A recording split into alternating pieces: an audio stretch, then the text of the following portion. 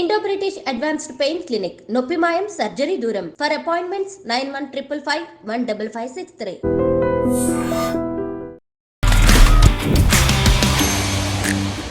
Hi guys, welcome to I dream. నేను మీ చాణక్య. అల్లు అర్జున్ మీద పడిన కేసు కానీ అండ్ ఆ తర్వాత రేవంత్ రెడ్డి గారు అసెంబ్లీలో చేస్తున్న వ్యాఖ్యలు కానీ, సో ఇదంతా చూస్తూ ఉంటే రోజుకొక ట్విస్ట్ అండ్ టర్న్స్, సినిమానకు మించిన ట్విస్ట్ అండ్ టర్న్స్ అనేది కూడా ఈ యొక్క ఉదాంతంలో మనం చూస్తున్నాము. దీనికి ఎండ్ కార్డ్ పడేది ఎప్పుడా అని చెప్పేసి రాష్ట్ర ప్రజలే కాదు, అందరూ మన దేశంలో ఉన్న చాలామంది కూడా వెయిట్ చేస్తున్నారు. అసలు దీనికి ఎండ్ కార్డ్ ఎప్పుడు పడుతుంది, అసలు ఈ యొక్క ఉదాంతం అనేది ఇంకా ఎన్ని ట్విస్ట్ అండ్ టర్న్స్ తీసుకెళ్లే అవకాశం ఉంటుంది, మరి మెయిన్గా సినీ ఇండస్ట్రీ మీద, తెలుగు సినీ ఇండస్ట్రీ మీద దీని ప్రభావం ఎలా ఉండబోతుంది, వీటన్నిటి గురించి ఇప్పుడు మనతో మాట్లాడడానికి సీనియర్ జర్నలిస్ట్ అలాగే ఫిల్మ్ క్రిటిక్ అయిన భరద్వాజ్ గారు ఇప్పుడు మనతో పాటున్నారు. మరి సార్ని అడిగి తెలుసుకుందాం. సార్ నమస్తే. సార్ నమస్తే అండి. సార్ ఏంటి సార్, సినిమాల్లో లేనన్ని ట్విస్ట్ అండ్ టర్న్స్ మరి ఈ ఉదాంతంలో మనం చూస్తూనే ఉన్నాము. మొన్న అసెంబ్లీలో మాట్లాడిన తర్వాత మరి రేవంత్ రెడ్డి గారు మాట్లాడారు, మరి అల్లు అర్జున్ గారి మీద అన్న వెంటనే ఆ రోజు ఈవినింగే మరి ఇక్కడ ప్రెస్ మీట్ పెట్టి నా మీద లేలిపోలేట్ అన్ని చెప్తున్నారని చెప్పేసి అక్కడ అల్లు అర్జున్ గారు చెప్తూ ఉన్నారు. దాని తర్వాత ఇంటి మీద దాడి అండ్ ఏంటో ఇది ఏం జరుగుతుందో ఏం అర్థం కావట్లేదు. దీనికంటూ ఎండ్ కార్డు పడే అవకాశాలు ఉన్నాయంటారా లేవంటారా? అంటే ఎండ్ కార్డు పడటానికి చాలా మంది ప్రయత్నం చేస్తున్నట్టుగా వినిపిస్తోంది. అంటే చిరంజీవి గారు నేరుగా కల్పించుకుని ఆయన ఢిల్లీ వెళ్తున్నారు అని ఒక వార్త ఇప్పుడు చక్కర్లు కొడుతోంది బయట. అధికారిక సమాచారం కాదు కానీ ఢిల్లీ వెళ్తున్నారు ఆయన. ఢిల్లీలో అంటే ఆయన కాంగ్రెస్ పార్టీతో ఆయన యూపీఏ గవర్నమెంట్లో మినిస్టర్గా చేశాడు. సో ఆయనకుండే కాంట్రాక్ట్స్ ఆయనకున్నాయి. సో అట్నుంచి ఓ ప్రెజర్ తీసుకొచ్చి పరిస్థితిని సాధారణ స్థితికి తీసుకురావాలి అనేటువంటి ఒక ప్రయత్నం జరుగుతోంది అనే మాట వినిపిస్తోంది బయట. ఓకే. దీంతో పాటు పవన్ కళ్యాణ్ గారు మొన్న ఆంధ్రాలో కూడా మంచి లొకేషన్స్ ఉన్నాయి అని ఆయన మాట్లాడాడు వేరే సందర్భంలో. దాన్ని లింక్ చేస్తూ రేవంత్ రెడ్డి గారు సినిమా పరిశ్రమతో కొంచెం ఘర్షణాత్మక వైఖరితో వ్యవహరిస్తున్నాడు, సున్నం పెట్టుకునే పద్ధతిలో ఉన్నాడు ఆయన. అందుకని ఇండస్ట్రీ అటు షిఫ్ట్ అయిపోతుంది ఏపీకి అని కొంతమంది స్పెక్యులేటివ్ స్టోరీస్ మార్కెట్లోకి వండి వారుస్తున్నారు. ఇలా దీని చుట్టూ అంటే ఇన్సిడెంట్గా చూస్తే ఎవరిది తప్పు అనేది ఒక్కసారి గతంలోకి వెళ్ళి, అంటే ఇన్సిడెంట్కి మొదటి నుంచి కనుక చూస్తే నిజంగానే ఆ సినిమా పట్ల లేకపోతే అల్లు అర్జున్ పట్ల ప్రభుత్వానికి వ్యతిరేకత ఉందా, లేకపోతే ఏదైనా వివక్ష చూపిస్తున్నారా అనే యాంగిల్లో చూస్తే పుష్పకి చాలా అవకాశాలు కల్పించింది ప్రభుత్వం. వీళ్ళు ప్రీమియర్స్ వేసుకుంటాం 9:30 నుంచి అంటే వాళ్ళు యాక్సెప్ట్ చేశారు. అలాగే రేట్లు ఈ లెవెల్లో పెంచుకుంటాము అన్న వాళ్ళు యాక్సెప్ట్ చేశారు. ఏది 1200 ఆయన 3000 రూపాయలకి టికెట్లు కొన్నారు అని చెప్పారు కానీ అసెంబ్లీలో రేవంత్ రెడ్డి గారు. కొన్ని చోట్ల జరిగి ఉండొచ్చు, కొన్ని చోట్ల 3000 వరకు నడిచిన మాట కూడా వాస్తవమే, కానీ 1200 మ్యాక్సిమం వెళ్ళింది ఆ రోజు. ఓకే. బహుశా ఆ థియేటర్లో అల్లు అర్జున్ వస్తున్నాడు అనేటువంటి దాన్ని కూడా మిక్స్ చేసి 3000 దాకా అమ్ముంటారేమో తెలియదు. ఆన్లైన్లో బుక్ చేసుకున్న వాళ్ళు మాత్రం 12-15 మధ్య నడిచింది. కొన్ని థియేటర్ల దగ్గర 2000కి వెళ్ళటము చూశాను నేను. సినిమా ఇంకా పర్మిషన్ రాకముందే 3000కి అమ్మిన థియేటర్లు కూడా చూశాను నేను. మనం మాట్లాడుకునేటప్పుడు కూడా మీరు మెన్షన్ చేశారు, అవును, ఒక్కొక్క టికెట్ 3000 తగ్గట్టు అమ్మారు అని. 3000కి అంటే తక్కువే అమ్మారు. కొంతమంది ఇంకా పర్మిషన్ రాలేదు అప్పటికి. ఓకే. పర్మిషన్ రాకముందే 3000కి కొంతమంది కొనేశారు. అంటే టికెట్లు హోల్డ్ చేశారు. ఈ ఫ్యామిలీ అలా చేసిందా అనేది డౌటే, కానీ సీఎం గారు అనేసాడు కాబట్టి యాక్సెప్ట్ చేద్దాం. ఆ లెవెల్కి టికెట్ల రేట్లు పెంచుకోవటానికి అవకాశం కల్పించారు. ప్రీమియర్స్ 9:30 నుంచి వేసుకోవడానికి అవకాశం కల్పించారు. అలాగే మొదటి వారం 10 రోజులు మల్టీప్లెక్స్లో 700కి, అలాగే సింగిల్ స్క్రీన్లో 350 రూపాయలకి అమ్ముకునే అవకాశం కల్పించారు. ఇంతకంటే అనుకూలంగా ఏ ప్రభుత్వాలు పనిచేస్తాయి? అలా పుష్ప పట్ల వాళ్ళు సానుకూలంగానే ఉన్నారు మొదట్లో. ఈ ఇన్సిడెంట్ జరగటం దగ్గర నుంచి రోజువారీ చూస్తే దీని పరిస్థితి అంటే, ఇన్సిడెంట్ జరిగినప్పుడు స్పందించాల్సిన పద్ధతిలో వీళ్ళు స్పందించలేదు, వ్యవహరించాల్సిన పద్ధతిలో వ్యవహరించలేదు అనేది రకరకాలుగా ఎస్టాబ్లిష్ అయింది. Yeah. అంటే రేవంత్ రెడ్డి గారు అసెంబ్లీలో మాట్లాడుతూ ఒక రోడ్ షో చేసుకుంటూ వెళ్ళాడు ఆయన లోపలికి అన్నాడు ఆయన. నేను రోడ్ షో ఏమీ చేయలేదు అని ఈయన అన్నాడు. అదే రోజు రాత్రి 8 ప్రెస్ కాన్ఫరెన్స్ పెట్టి సివి ఆనంద్ గారు ప్రెస్ కాన్ఫరెన్స్ పెట్టి ఆ వీడియోస్ రివీల్ చేశాడు. ఆ వీడియోస్లో ఒక మెట్రో స్టేషన్ కింద నుంచి ఆయన వస్తున్నట్టుగా మనకి విజువల్ కనిపించింది. అదేంటి చిక్కడపల్లి స్టేషన్, సప్తగిరి థియేటర్ ఎదురుకుండా ఉంటుంది అది. అక్కడి నుంచి ఆయన వస్తున్నాడు. అక్కడి నుంచి టర్న్ అయి సంజయ్ థియేటర్లోకి వచ్చాడు ఆయన. అంటే అప్రాక్సిమేట్లీ ఒక 100 మీటర్స్ నుంచే ఉంటుందేమో. ఉంటుంది. అదంతా రోడ్ షో జరిగినట్టుగా మనకు వీడియో ఉంది. ఓకే. సో చుట్టూ జనాలు ఉన్నారు. ఈ జనం మొత్తం కూడా థియేటర్లోకి పంపయ్యారు. అక్కడున్న చిన్న ప్లేస్ అది. ఆ చిన్న ప్లేస్లో ఆ క్రౌడ్లోకి వీళ్ళు రావటం, నిజానికి అల్లు అర్జున్ వస్తున్నాడు ఓకే, నిజానికి ఇలాంటి సంఘటన జరగకుండా ఉంటే అసలు ఎవరు దీని గురించి మాట్లాడేవాళ్ళు కాదు. పర్మిషన్ ఉందా లేదా అనే గొడవ వచ్చేది కాదు. థియేటర్ వాళ్ళు ఏం చెప్తున్నారు, మేము పర్మిషన్ అడిగాము అంటున్నారు, కానీ పర్మిషన్ రిజెక్ట్ అయిన లెటర్ కూడా వాళ్ళకు వస్తుంది. ఆ లెటర్ వాళ్ళు ప్రదర్శించట్లేదు ఎక్కడ. లేదు అసలు ఈ లెటర్లు లేవు, వీళ్ళు పర్మిషన్ అడిగారు, వాళ్ళు రిజెక్ట్ చేశారు, ఇవన్నీ పక్కన పెట్టినా వీళ్ళు చూస్తున్నారు కదా వీళ్ళ కళ్ళతో. అల్లు అర్జున్ చూస్తున్నాడు, థియేటర్ యాజమాన్యం చూస్తోంది, థియేటర్ స్టాఫ్ చూస్తున్నారు పరిస్థితి. ఒక గేటు బ్లాక్ అయి ఉంది కార్లతో, ఒక గేటు మాత్రమే ఉంది. ఇటు నుంచి ఎంటర్ అయినటువంటి కార్లు ఎటు పోవాలో తెలియని పరిస్థితి. లోపల పార్కింగ్ స్పేస్ లేదు. ఈ పరిస్థితిలో ఉన్నప్పుడు కొంతమంది ఆడియన్స్ను లోపలికి అలౌ చేసేయాలి కదా. లోపలికి తరలించేసి ఉంటే కొంత రష్ తగ్గి ఉండేది.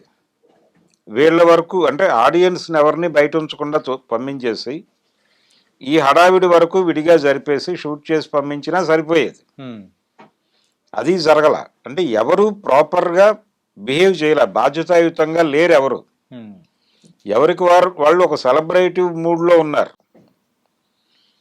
ఇది నిజానికి ఇక్కడ ఈ రష్, ఈ హడావిడి, ఈ గొడవ ఇదంతా ప్రొజెక్ట్ చేయటం ద్వారా సినిమాకి ఒక హైప్ తీసుకురావాలి అనేది వాళ్ళ ప్రోగ్రామ్. ఒక హైపు అది మార్కెటింగ్ స్ట్రాటజీలో భాగంగానే డిజైన్ చేశారు. ఆయన కారు బయటకు వచ్చి చేతిలో పడడం ఇదంతా ప్రమోషనల్ యాక్టివిటీలో భాగమే. ఓకే. అలాగే చూడాలి దాన్ని. ఇదంతా కూడా వ్యాపారం కోసం చేసిన పనే. దానిలో అనుకోకుండా జరిగినటువంటి ఇన్సిడెంటే అనుకుందాం. ఆవిడ చనిపోయారు అనే విషయం తెలియగానే తను ఇమ్మీడియట్గా హాస్పిటల్కి వెళ్ళిపోయి ఉంటే, సినిమా వదిలిపెట్టేసి వెళ్ళి అక్కడ పోలీసు వాళ్ళతో కలిసి ఈ జరిగిన దానిలో మా హడావిడి నుంచి కూడా కొంత జరిగి ఉండొచ్చు, మా బౌన్సర్ల నుంచి కావచ్చు, మా అభిమానుల నుంచి కావచ్చు, ఇలా అంటే నా ఇమేజ్ తాలూకా చట్టం వలన కొంత అక్కడ ప్రమాదం సంభవించడానికి ఏ రకంగా నేను కారణమైనా అందుకు సారీ చెప్తున్నాను ఓకే అని ఆ రోజు రాత్రే ఆయన ఒక మాట మాట్లాడేసి ఉంటే ఇక్కడ దాకా వెళ్ళేది కాదు ఇష్యూ. ఓకే అనేసి ఆ పిల్లవాడిని పరామర్శించి, ప్రభుత్వానికి నేను విజ్ఞప్తి చేస్తున్నాను, ఈ కుటుంబానికి అయ్యేటువంటి మెడికల్ ఖర్చులన్నీ మేమే భరిస్తాం, నేను కావచ్చు, మా యూనిట్ కావచ్చు, ప్రొడ్యూసర్లు కావచ్చు, మేం భరిస్తాం, మేం కలెక్టివ్గా తీసుకుంటున్నాం దీన్ని, అలాగే ప్రభుత్వంతో సహకరిస్తాం. అంటే ప్రభుత్వము అనేది ఒకటి ఉంది, పోలీస్ డిపార్ట్మెంట్ అనేది ఒకటి ఉంది అని తాము గుర్తించినట్టుగా ఒక అభిప్రాయం కలిగించాలి కదా వాళ్ళకి. అక్కడ కలిగించలేదు. ఓకే. ఆయన వెళ్ళిపోయాడు సింపుల్గా అక్కడి నుంచి. ఒక కాంట్రవర్సీ ఉంది, ఒక కాంట్రడిక్షన్ ఉంది. అదేంటంటే ఆయన మొదట్లో రిలీజ్ చేసిన వీడియోలోను, ఆ తర్వాత ఆయన సక్సెస్ మీట్లో మాట్లాడుతూ రివీల్ చేసినటువంటి విషయాల్లోనూ అల్లు అర్జున్ గారు చెప్పిన దానికి, మొన్న ప్రెస్ కాన్ఫరెన్స్లో ఆయన మాట్లాడిన దానికి చిన్న వైరుధ్యం ఏముందంటే,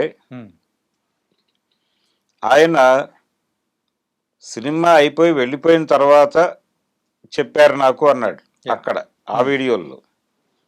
ఇక్కడేమో థియేటర్లో ఉండగానే చెప్పారని చెప్పాడు.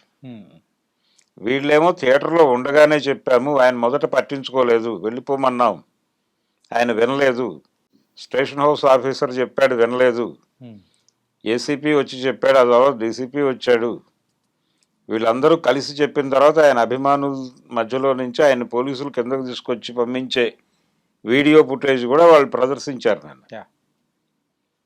ఇంత గందరగోళం ఉంది ఆ సంఘటన చుట్టూ. ఒకటి, లీగల్గా తనకు ఏదైనా ప్రాబ్లం వస్తుందేమో అని కొంచెం కాన్షియస్గా ఉన్నారు వాళ్ళు, ఉండటంలో తప్పేం లేదు. ఇన్ ది సేమ్ టైం తమని తాము మానవతావాదులుగా కూడా ప్రొజెక్ట్ చేసుకోవాల్సిన అవసరం ఉంది. అందుకని సింపుల్గా ఆయన జరిగిన సంఘటనలో మా వైపు నుంచి కూడా తప్పులు జరిగి ఉంటే ఆ తప్పులకి బేషరతుగా క్షమాపణ చెప్తున్నాను అని ఒక్క మాట అంటానికి ఎందుకు మాట పడుతున్నాడు ఆయన? అంటే ఇది అడ్మిట్ అయినట్టు ఉంటుంది, కన్ఫెస్ అయినట్టు ఉంటుంది, ఈ కన్ఫెషన్ స్టేట్మెంట్ ఆధారంగా తనకు జీవిత ఖైదు పడిపోతుంది అన్నదాకా ఆయనకు ఎవరన్నా ఆలోచనలు రేపారా? అంటే ఆయన మాట్లాడితే లీగల్ ఎక్స్పర్ట్లు చెప్తున్నారు అనే మాట వాడుతున్నాడు అల్లు అర్జున్.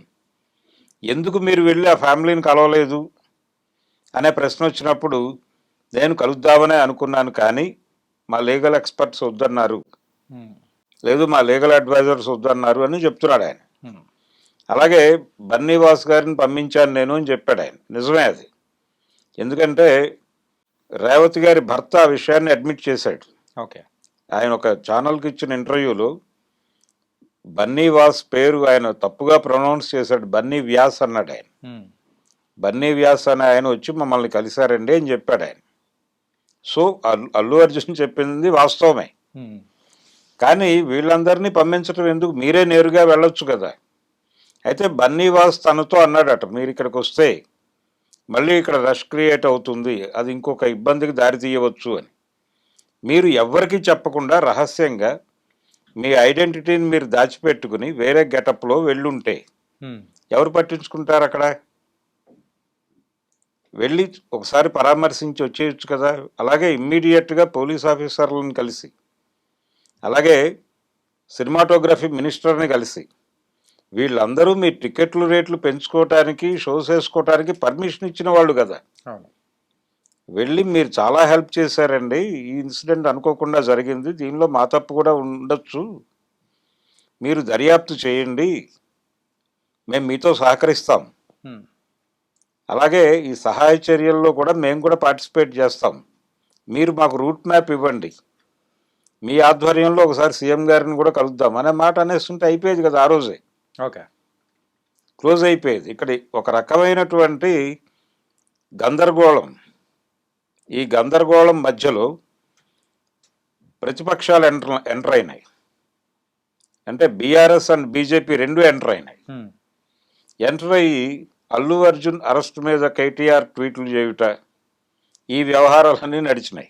అవన్నీ మాట్లాడాడు ఆయన అసెంబ్లీలో. అంటే ఆ టైంలలో కూడా ఏమన్నారంటే అంటే ప్రీ రిలీజ్ చేసేటప్పుడు సో సీఎం పేరు మర్చిపోవడం వల్లనే ఇది కూడా ఒక కక్ష సాధింపు చర్య అనేది ఉన్నారు. ఇవన్నీ వచ్చేస్తున్నాయి. ఇవన్నీ ఎక్కడి నుంచి వచ్చినాయి? పొలిటికల్ సర్కిల్స్ నుంచి వచ్చిన మాటలు.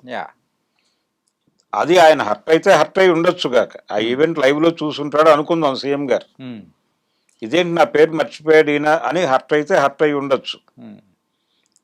తప్పేం లేదు, హర్ట్ కాకూడదు అనేమీ లేదు, ఎవరైనా గాయపడవచ్చు. ఆయన కూడా గాయపడ్డాడే అని అనుకుందాం, మనిషే కాబట్టి. పడటం తప్పేం కాదు, కానీ దాని గురించి ఎక్కువగా మాట్లాడటం, జరిగిన ఇన్సిడెంట్ ఉంది కదా ఇక్కడ, ఇన్సిడెంట్ లేకుండా ఆయన ఏదైనా చేస్తే అప్పుడు మాట్లాడాలి. జరిగిన ఇన్సిడెంట్ మీద మీరు చేసినటువంటి యాక్టివిటీలో ఎక్కడా కూడా ఫెయిర్గా లేదు, గందరగోళమే ఉంది. ఓపెన్గా మాట్లాడాలంటే అల్లు అరవింద్ గారు కూడా గవర్నమెంట్ పర్మిషన్ తీసుకుని వెళ్ళి చూశాను అని చెప్పాడు ఆయన. అక్కర్లేదు, స్ట్రైట్ అవే వెళ్ళి పరామర్శించడానికి ఎందుకు ఇబ్బంది పడాలి? ఇంకొక మాట అన్నాడు అల్లు అర్జున్. ఆయన ఏమన్నాడంటే, గతంలో చిరంజీవి గారి సినిమాలు రిలీజ్ అయిన సందర్భంగా రష్లో చనిపోయినప్పుడు, లేకపోతే పవన్ కళ్యాణ్ గారి సినిమాలు రిలీజ్ అయినప్పుడు రష్లో ఎవరైనా గాయపడిన సందర్భాల్లోనూ నేను కూడా వెళ్ళి వాళ్ళని చూడటానికి ప్రయత్నం చేశాను అన్న మాట ఒకటి దొర్లింది. మరి అంత ఇది ఉన్నవాళ్ళు, అంత కన్సర్న్ ఉన్నవాళ్ళు, మీ సినిమాకి సంబంధించి జరిగిన సంఘటనలో మీరు అలా ఎందుకు వెళ్ళి పరామర్శించడానికి మొహమాట పడ్డారు? ఎందుకు మీరు ఇబ్బంది పడటమే అది. అంటే అక్కడికి వెళ్తే ఏదో జరుగుతుంది అని. ఎందుకు జరుగుతుంది, జరగకుండా ఉండేలాగా మనం ఎలా వెళ్ళాలి అనేది ప్లాన్ చేసుకోవాలి కదా మీరు. వెళ్ళటం అనేది మన బాధ్యత. అది ప్రపంచానికి తెలియకుండా వెళ్ళాలి. ఇప్పుడు జరిగిన ఇన్సిడెంట్లో బయటకు వచ్చినటువంటి ఇంకొక విశేషం ఏమిటంటే, సంధ్యా థియేటర్కి అల్లు అర్జున్ వస్తున్నాడు అనే విషయాన్ని ఆయన అభిమానుల సర్కిల్స్లో, గ్రూప్స్లో ఇన్ఫర్మేషన్ కమ్యూనికేట్ అయింది. సో వీళ్ళందరూ అక్కడికి మొబిలైజ్ అవటానికి ఒక రకంగా ఈయన పిఆర్ టీం కృషి చేసింది. ఇది ఎంత వాంటెడ్గా, డిజైన్డ్గా జరిగినట్టుగా కనిపిస్తోంది. దీన్ని ఎందుకు యాక్సెప్ట్ చేయటం లేదు? అంటే అక్కడ వాస్తవంగా ఉన్న ప్లేస్ ఎంత, మనం చేయవలసిన పని ఏమిటి? మీరు అసలు ఏమీ చేయకుండా సైలెంట్గా థియేటర్లోకి వెళ్ళిపోయి సడన్గా ఒకసారి ఇంటర్వెల్ తర్వాత వెళ్ళి ఆ వేదిక మీద నిలబడి ప్రేక్షకులతో మాట్లాడేసి ఎలా ఉంది సినిమా అనేసి కాసేపు ఒక 10 నిమిషాలు ముచ్చటించి వచ్చేస్తే అయిపోయేది కదా. అది చేయలే. జనరల్గా జరిగే ప్రొసీజర్ అది. ఈ రోడ్ షో కార్యక్రమాలు ఏ హీరోలు చేయరు. రోడ్ షో జరిగిందని వీడియోస్ విడుదల చేసేసిన తర్వాత ఇంకా దాని గురించి ఇష్యూ లేదు. ఆయన చేయలేదని చెప్పాడు, ఈయన చేశాడని చెప్పాడు, వీడియో సాక్ష్యం ఉంది, అక్కడ క్లియర్ కట్గా ఉంది. వాళ్ళు చెప్పిన ప్రతి మాటకి వీడియో ఫుటేజ్ చూపించారు దాదాపుగా. ఒకే ఒక్కదానికి వీడియో చూపించలేకపోయారు. అదేమిటంటే థియేటర్లో ఆయన కూర్చుని ఉండగా స్టేషన్ హౌస్ ఆఫీసర్ వెళ్ళి కమ్యూనికేట్ చేసింది, ఆయన రిజెక్ట్ చేసింది. ఆ తర్వాత డీసీపీ వెళ్ళి మాట్లాడింది, దీనికి సంబంధించిన వీడియో ఫుటేజ్ లేదు అని చెప్పారు వాళ్ళు. అంటే అది థియేటర్ లోపల జరిగిన వ్యవహారం కాబట్టి. బయట జరిగిన వాటి అన్నిటికీ ఫుటేజ్ ఉంది వాళ్ళ దగ్గర. మొత్తం ఒక ఆర్డర్లో పెట్టి మరీ ప్రదర్శించారు. అలాగే బౌన్సర్లు దురుసుగా ప్రవర్తించి ఉంటే దాని మీద కూడా చర్చ జరిగింది నిన్న. అది కూడా అడ్మిట్ చేసి ఉండాల్సింది ఆయన. నా వైపు నుంచి జరిగిన పొరపాటుగానే అర్థం చేసుకోండి దాన్ని. బౌన్సర్లు దురుసుగా ప్రవర్తించి ఉంటే ఇవన్నీ అడ్మిట్ చేసేసి ఉంటే ఇమ్మీడియట్గా ఆయన హంబుల్గా అయిపోయేది, ఇష్యూ లేదు. ఎందుకు పెంచుకుంటూ పెడుతున్నారు? ఎవరున్నారు దీని వెనకాల? అంటే వీళ్ళ వైపు నుంచే కనిపిస్తోంది. వీళ్ళు ఎప్పుడైతే సాచివేత ధోరణిలో పెడుతున్నారో అవతల వైపు రకరకాలుగా మాట్లాడటం మొదలైపోతుంది. ఇప్పుడు ఈయన కంటెస్ట్ చేస్తున్నాడు గవర్నమెంట్తో ఒక యుద్ధానికి సిద్ధమవుతున్నాడు అల్లు అర్జున్ అన్న టోన్లో ప్రొజెక్ట్ అయ్యే విషయం వెంటనే రేవంత్ రెడ్డికి వ్యతిరేకంగా ఉన్నటువంటి పార్టీలన్నీ ఈయన వెనక మొబిలైజ్ అవుతున్నాయి. రేవంత్ రెడ్డికి వ్యతిరేకంగా మాత్రమే కాదు, కాంగ్రెస్కి వ్యతిరేకంగా బీజేపీ ఈయనకు అనుకూలంగా మాట్లాడటం మొదలుపెట్టింది. బీఆర్ఎస్ అయితే టోటల్గా వెనక నిలబడినట్లుగా కనిపిస్తోంది. ఒక పొలిటికల్ ఐక్య సంఘటన ఏర్పడిపోయింది ఇక్కడ. ఒక సినిమా సంఘటనగా ఉండేదాన్ని సో పొలిటికల్గా టర్న్ అయిపోయింది. ఆయన పాలిటిక్స్ మాట్లాడటం మొదలుపెట్టాడు సీఎం గారు. ఇలా విషయం గందరగోళం అయిపోయింది. ఇంత గందరగోళం కావడానికి అల్లు ఫ్యామిలీ కూడా కొంత కారణమే. నిజానికి ఇలాంటి ఇష్యూస్ అనేకం సాల్వ్ చేసినటువంటి చరిత్ర ఉంది ఆయనకి, అరవింద్ గారికి. ఈ విషయంలో ఎందుకు ఇంత గందరగోళం అయ్యాడు ఆయన అనేది ప్రశ్న. ఓకే, అందుకని ఇది పరిష్కారం అయిపోతుంది. ఇప్పటికీ కూడా ఇప్పుడు బయట స్పెక్యులేట్ అవుతున్నట్టుగా చిరంజీవి గారు ఢిల్లీ వెళ్ళి కాంగ్రెస్ హైకమాండ్ నుంచి ఈయన మీద ఒత్తిడి తీసుకొచ్చి, లేకపోతే అక్కడ కేంద్ర ప్రభుత్వంలో ఉన్నటువంటి పెద్దలతో మాట్లాడి అట్నుంచి ప్రెజర్ తీసుకొచ్చి ఏదో చేయబోతున్నారు ఢిల్లీ నుంచి అనేది కూడా నేను అనుకోవటం స్పెక్యులేషన్గానే భావిస్తున్నాను. ఆయన ఢిల్లీ వెళ్తే, వేరే పని మీద ఏదైనా వెళ్తే వెళ్ళొచ్చేమో. ఇప్పటికైనా సరే చిరంజీవి గారు అలాగే వీళ్ళు కలిసి అలా వెళ్ళి ఒక్కసారి సిపిని, అలాగే రాష్ట్ర పోలీస్ బాస్ని, అలాగే కోమటిరెడ్డి వెంకటరెడ్డి గారిని, రేవంత్ రెడ్డి గారిని కలిసి ఉన్న విషయాలు స్పష్టంగా చెప్పేసి ఇప్పటివరకు జరిగిన కమ్యూనికేషన్ గ్యాప్లకి తెరదించేద్దామండి.